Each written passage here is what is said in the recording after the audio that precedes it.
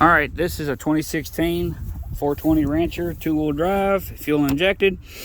We had it come in. That person couldn't get it to come on, do anything.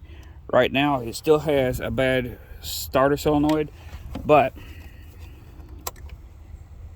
it works now.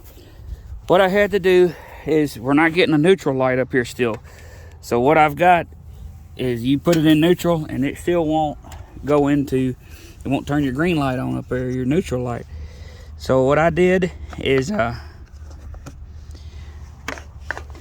we tested all these fuses. All the fuses were good.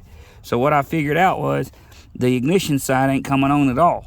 This right here was the ignition fuse. This is an accessory fuse. So what I did was turn the key on. This accessory was hot when the switch was turned on and not hot when it was turned off.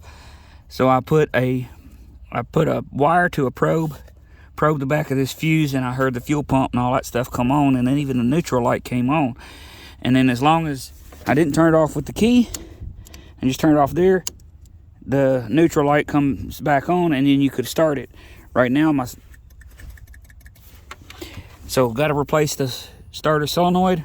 Ran a jumper wire from the power supply side of this fuse over to the power supply side of the ignition circuit. Now it's fused.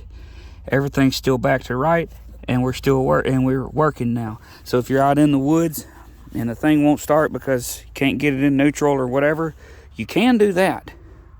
And you can just do it temporarily. If you need to, just leave the key on, the ignition switch key on, and you'll still be able to crank it. It should even try to crank.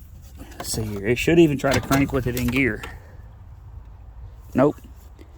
So you don't even have a neutral issue. I'm pretty sure we got a neutral safety switch out of adjustment or whatever you can do with it down there. That's it.